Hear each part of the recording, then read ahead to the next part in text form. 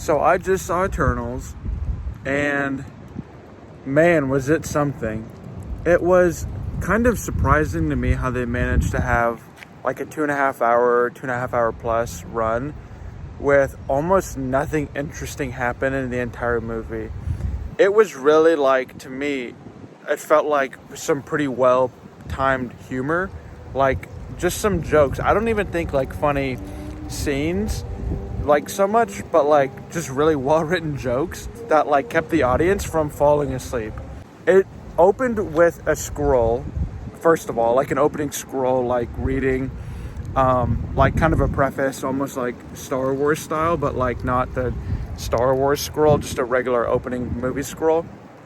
And that should have been a red flag in and of itself, because one, that's just so, I think, preposterous to open a movie like on an entire preface where you can't, if the movie isn't well defined enough to understand the premise of the story and the preface of the characters and who they are, where they've come from, then that comes down to the movie to be reworked. But the movie went over all the information again that it had in the opening information scroll and explained it perfectly. And like you understood from what was happening in the movie, like what the preface was. Like, sure, like it doesn't make a lot of sense and it's not very interesting, like how this ties into the MCU. And I think one thing that people were saying is that it didn't feel like an MCU movie, but I don't think that that's the dig that people assume it is.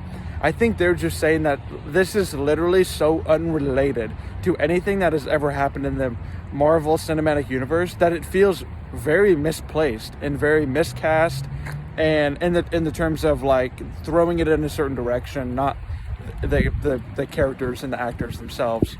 But like, what does it had very low purpose, and it just seemed like, why, like these characters, like why now, why this story?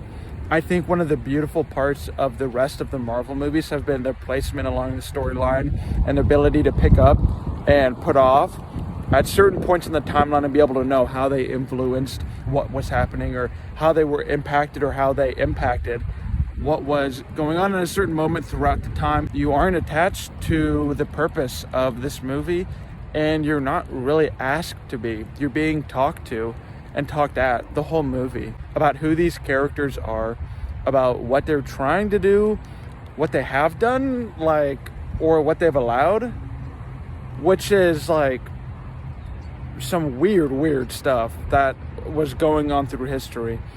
The present day superheroes being undercover is the only aspect I found the most interesting of that. Explore that more. Let's see what that looks like now in this new age post blip, like post snap of bringing everybody back on Earth. Like, how are superheroes now trying to live their own lives, or what are the Eternals' purpose now? And I think this can be all summed up in that in a movie, the most important rule of filmmaking, like the most important, number one, is show, don't tell. And this movie is just 100% tell and hardly shows you.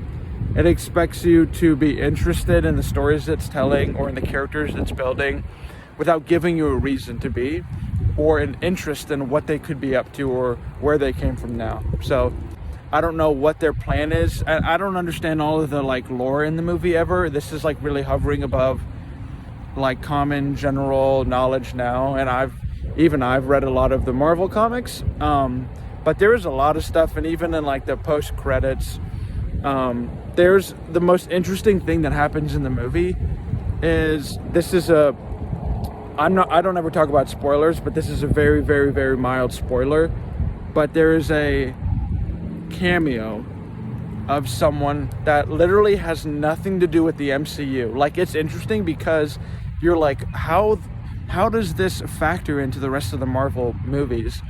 And that's why it's interesting, and that's the only interesting thing in this entire movie, and it's in the post-credit scene. So there you have it, if that doesn't explain it.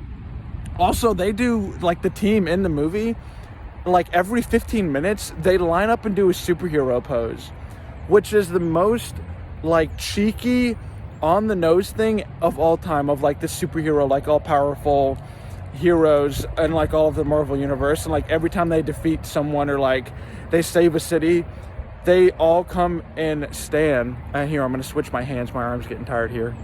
They come and stand and line up like next to each other and just like pose like this, and they're just like lining up for like, it's so picturesque. And so that was something that was like, they're doing it again, and then they did it again, and then they did it again.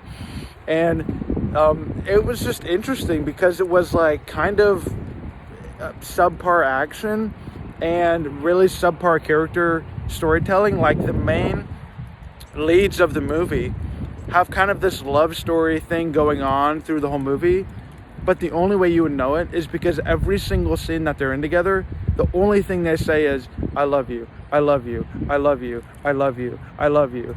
And that's like the epitome of, show us the relationship, show us anything dynamic about their personalities other than their whole character. Their whole personality is you can fly or you can do magic, and then they just love each other, and that's it. There's nothing else proven or shown. It's just all so, it's like, okay, here's the information, go ahead and take it and don't say anything about it. I don't think it was confusing in the nature of what was happening in the movie. It was confusing because of why the characters, because of why this story, why does it matter? And I think in the Marvel universe, every entry needs to get more and more impactful with that big question of why does this matter? How will this affect the continuing story? Because we're trying to build a universe that's sewn in through each other, and we've seen that Marvel can do that, and that's their strength. But continuing to play off of that, I think, is what's been proven to be their biggest challenge through this last year of Marvel content, and will certainly be their biggest challenge moving forward as well too. So I wish I could have liked this movie more. I had high hopes for how the visual aspects of it would be, but the CGI was really sloppy in this movie, and even the grand scales of the art, and I feel like the beauty scenes where they wanted to rest it on a beat or a second for a shot that was like really, really pretty, or they wanted to display a nature surrounding element, even that felt really uninspired. And not that the coloring was bad and the direction wasn't bad, but it was like there's no sense of beauty and scale that has a lot of weight in this movie throughout the story as well too. And then at any time there might be a moment like that, it just detracts into the horrible script that's happening in the background, and then the villains and whatever they were supposed to be, the CGI dogs running around the whole movie. So yeah, man, I really wish I could have liked this better, but it's going to be a very hard recommendation to be able to make this, to understand how it ties into the MCU, which is slim to none. As if I understand the movie correctly, is nothing will be inspired from this. There was a few moments where I was like, oh, that could be this, or oh, hey, that's how that connects to another movie, but then it never acts on it in the right way, or never like tips its hat in that respect. So a lot of nothing happening in this movie. A lot of talking and not a lot of showing. So let me know if you guys see this movie and what you think of it, and let's continue to talk about it, and I'll see you guys in the next video.